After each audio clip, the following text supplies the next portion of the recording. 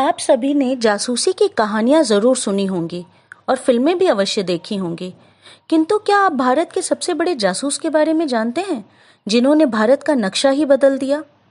कई बार युद्ध में जय और पराजय सिर्फ सेना के शौर्य पर ही निर्भर नहीं करता, अपितु देश की कूटनीति और रणनीति भी देश की जय और पराजय का कारण बनती है। 1962 ईस्वी में भारत चीन युद्ध में भारत को शिकस्त मिली। इस युद्ध में हमारे एक पुलिस प्रशासनिक अधिकारी श्री रामेश्वर नाथ काव ने भारतीय इंटेलिजेंस कार्य प्रणाली पर अपनी गहरी नाराजगी जाहिर की। इस युद्ध के 3 साल बाद 1965 में भारत पाक युद्ध में भी भारत हार की कगार पर पहुंच गया था और हमारा कश्मीर हमसे छिन ही जाने वाला था। इन विषम स्थितियों से निपटने के लिए रॉ अर्थात रिसर्च एंड एनालिसिस विंग की स्थापना की गई। इसके गठन की नींव रखी रामेश्वर नाथ काव ने। 10 मई 1918 को बनारस के एक समृद्ध कश्मीरी परिवार में जन्मे राम जी हाँ, उनके सहयोगी उन्हें इसी नाम से पुकारते थे। बचपन से ही पढ़ाई में अव्वल थे। 1939 को पुलिस में सुपरिंटेंडेंट की पद की गरिमा बढ़ाई और 1947 में डायरेक्टरेट ऑफ इंटेलिजेंस ब्यूरो में शामिल हो गए। 1968 में रॉ के गठन होने पर उन्होंने रॉ के पहले चीफ का पद संभाला। रॉ की गोपनीयता इतनी ऊंची थी कि इसके कार्यालय की इमारत में कोई नाम पट्टी नहीं थी, ना ही किसी अधिकारी के कक्ष के बाहर कोई नाम। बड़े अधिकारियों के कमरे की पहचान होती थी उनके कमरे के बाहर रखे 2 गमलों से। राम जी ने सिर्फ 3 वर्षों में अपने 250 एजेंट का जाल पूरे विश्व में फैला दिया था और रॉ को अंतर्राष्ट्रीय स्तर पर स्थापित कर दिया। ये वो थे जिन्होंने इजराइल के साथ भारत के संबंध स्थापित किए। उनके संबंध विश्व के प्राय हर देश से थे, खासकर अफगानिस्तान, ईरान, चीन जैसे देशों में वो एक फोन कॉल से काफी चीजें बदल सकते थे।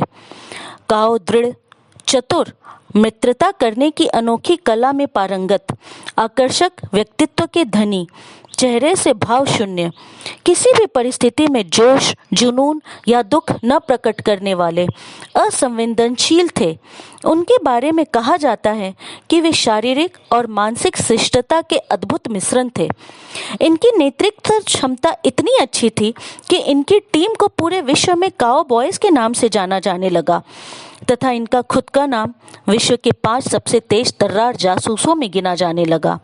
सन 1971 में भारत पाक युद्ध का काल था, जब इनकी काबिलियत ने भारत को विजय दिलाने में और बांग्लादेश निर्माण में अहम भूमिका निभाई।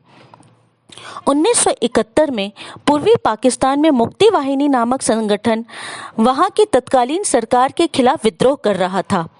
राम जी ने गोपनीय तरीके से मुक्ति वाहिनी के 1 लाख कार्यकर्ताओं को गुपचुप तरीके से प्रशिक्षण दिया और भारत से और मुक्ति वाहिनी से 2 तरफ हमले से पस्त पाकिस्तान ने पराजय स्वीकार कर ली। इस युद्ध की दूसरी घटना भी एक बहुत ही रोमांचक घटना है। पाकिस्तान ने भारत पर गोपनीय तरीके से हवाई हमले की साजिश रची। राम जी अपने एक एजेंट को पाकिस्तानी खुफिया एजेंसी का सदस्य पहले ही बना चुके थे, जिसने उन्हें एक रहस्यमय कोड के जरिए हवाई हमले की साजिश की राज बताई। उन्होंने उस कोड को सुलझाकर हमले की तारीख निकाल ली और भारतीय वायुसेना को चौकन्ना कर दिया। 2 दिन लगातार चौकन्ना रहने के बावजूद जब हमला नहीं हुआ, तब वायुसेना को काव की काबिलियत पर शक होने लगा, किंतु शक यकीन में बदलता उससे पहले हवाई हमले की खबर आ गई। तैयार वायुसेना ने पाकिस्तानी हवाई जहाज़ों के छक्के छुड़ा दिए।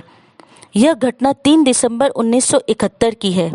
इसके बाद भारत पाकिस्तान युद्ध में पाकिस्तान पराजित हुआ और भारत के पूर्व में बांग्लादेश का उदय हुआ और इसके साथ ही हमारे देश की पूर्वी सरहद सुरक्षित हो गई। इस युद्ध के बाद काव जी दिल्ली के गलियारों में हीरो बनकर उभर गए। इस युद्ध के सिर्फ 3 वर्षों बाद जब सिक्किम में विद्रोह का उदय हुआ, तब की बात है, जब सिक्किम हमारे देश का अंग भी नहीं था। सिक्किम पर चीन की नज़र थी, वो आंखें गड़ाए इस पर बैठा था। तब काव के रॉ का ही कमाल था कि अत्यंत गोपनीय और गुपचुप तरीके से तत्कालीन प्रधानमंत्री इंदिरा गांधी के साथ मिलकर उन्होंने सिक्किम का विलय भारत में करा दिया। इस बगैर खून खराबे के इतना बड़ा काम रामेश्वर नाथ काव जी ही कर सकते थे। उनके सहयोगी कहते हैं कि सिक्किम अगर भारत का 22वां राज्य बना तो सिर्फ काव जी की कूटनीतिक कोशिशों की वजह से। राम जी आजीवन भारत के हित के लिए कार्य करते रहे।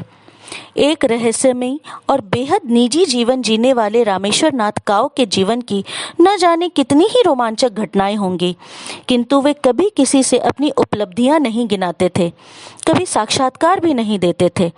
बस उनके सहयोगियों द्वारा लिखी गई किताबों से उनके जीवन की कुछ घटनाओं की जानकारी मिलती है।